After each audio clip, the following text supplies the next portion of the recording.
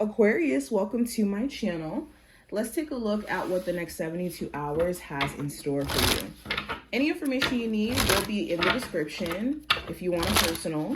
And if you want to see future readings from me and you're not already subscribed, make sure you do hit the notification bell so that you never miss a beat whenever I do upload here. So let's start off with general themes. Okay, first card we have is dreams coming true. I love this. So during this time frame, you could see that in you not feeling the need to force things and not feeling like you need to force things along, stuff just naturally starts to fall in place for you. And with dreams coming true, this card is about recognizing your own power and recognizing your ability to bring things into existence if you really do put your intentions behind what you're trying to manifest. So some of you could be making something that's a personal goal for you a reality, or you're going to be taking steps and actions to make it a reality. We also have balance. So there's an emphasis on balance within your relationships. Now, not just in like a romantic sense, I mean all types of relationships. Balance within your business partnerships where, you know, the give and take or the effort on both ends is equal. When it comes to your relationship, there's a focus on creating balance there. Okay. But also not when it comes, not only just relationships, but this could talk to just balance, period. Your life could have been a bit imbalanced where one area was getting way more attention than another. And essentially, an area in your life was getting neglected for the sake of another. So this week or this next couple of days is about creating a fair balance. We also have open up and we also have detach. So you could be realizing for my singles that opening up to new connections is really a challenge for you. And you could be trying to work through this where you're detaching from the need to focus on the outcome of how things will play out and more on just allowing yourself to love or allowing yourself to feel. Some of you could be dealing with somebody who struggles with opening up themselves, where you're romantically feeling them, you have a connection with them, but maybe they're not expressive. They're not someone who is allowing you to peel the layers back. Now, another thing that I'm kind of getting, speaking of detaching from outcomes, if you have been extremely rigid or trying to control how things play out for you, I think you could be realizing during this time frame, this is causing you way more stress than necessary. And the more that you won't allow yourself to detach from, you know, past stuff that went really, really bad and feeling like you have to go backward, or not detaching from focusing on, again, how things will play out, you could be seeing how it's just setting things back more than helping. Now, going into what you're manifesting during this time frame, what are my Aquarius manifesting? We have sunflower, which represents actions. We have succulents, which represents resilience. We have mirrors, which represents reflection. And we have the cowrie shell, which represents abundance. Nice. So what are you guys manifesting? So the energy to go. If you felt like you needed a break, you didn't feel like yourself for a bit, the sunflower card is like, I'm ready to take action. I'm ready to charge forward. I have clarity and I'm going to move. So you guys are going to be back in movement, back in routine, going into this time frame, or feeling inspired too. Also, what you could be manifesting is someone taking action towards you, like trying to pursue you, trying to show their level of interest, trying to get you to forgive them. Okay. Also, what you're manifesting is more money or the ability to receive more abundance into your life, and not just in a financial sense, but more that life has to offer, where you're like, you know what? I don't want to keep closing myself off to new opportunity. What you're manifesting is a payoff from being so resilient.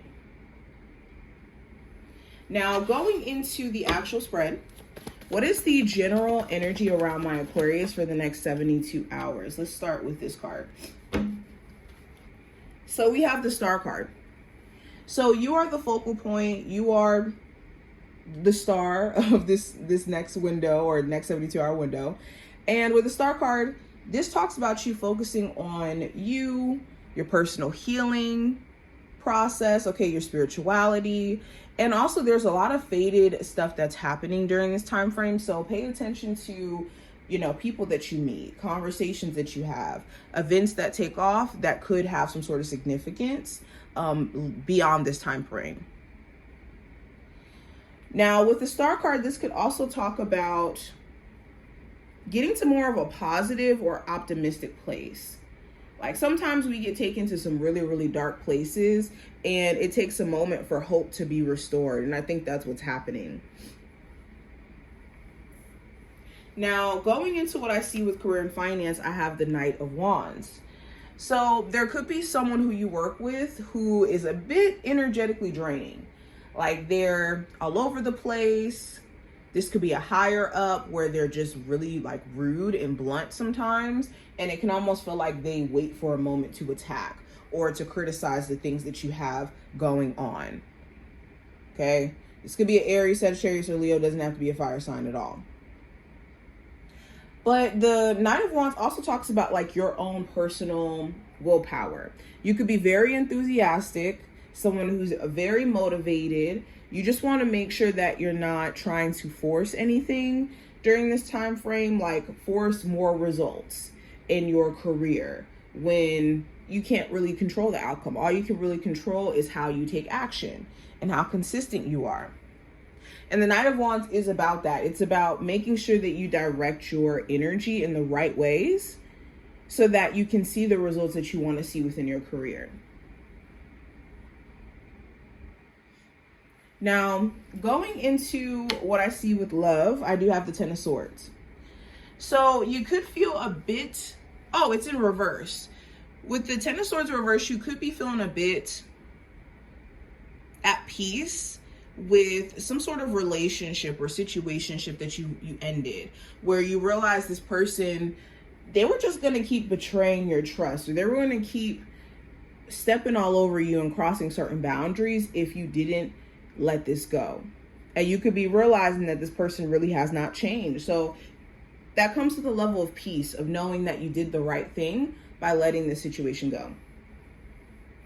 For others of you, the Ten of Swords reverse does talk about recovering. So going through a healing process. Some of you guys could be trying to maybe work on a relationship with your person after going through some sort of infidelity issues. But again, it's that question of, is this person's efforts actually going to be pure towards me, or am I being fooled? For my singles, you could be at a place to where mentally you don't want to overwhelm yourself with thinking about dating. So this may be something you put to the back burner for right now. Now, going into what I see for the advice, I have the Queen of Wands. So the advice is to make sure that you're tending to yourself in terms of your energy and being mindful of what could potentially throw you off of your A game. Because the Queen of Wands is a very confident, bold, take action card. And in order for you to be in this type of energy, you need to make sure you're cutting out like distractions or things that could potentially like throw your energy off. I would also be mindful of letting pride get the best of you, or letting someone else's pride get the best of them to where they bait you into like a prideful battle, a battle of the egos, where you guys are, you know, maybe letting the issue get super drawn out because of the fact that the ego is at play. Now, going into what I see for the possible challenge you may run into, I have the Six of Swords in reverse. So the challenge may be wanting to move, but maybe having to delay that relocation just so that you could either like find a better place, or maybe you haven't found a place yet and that's like what the delay is. This could be waiting to hear back from, you know, the people that you've done the paperwork with so that you can move. and it's taking a little bit of time. For others of you, the Six of Swords reverse could talk about like the mind not wanting to maybe let something go. So this could be, you know, you replaying the way someone did you, or constantly thinking about some sort of issue that you may have had recently, and it's hard for you to kind of let it go. For others of you, it could be someone else around you where they won't let go of some sort of argument or disagreement, and that's going to cause you guys to not be able to fix things. For some of you, this could be like delayed travel plans, or having to delay some sort of travel plans, or someone who may have been making plans to come see you may have to delay their travel plans to some degree. Now, going into the last card, which is representing the outcome in this time frame, I do have the Five of Swords. So the Five of Swords is about conquering the mind and making sure that we're not letting our mind talk us into self-sabotaging or doing things that could ruin the results of what we're trying to manifest.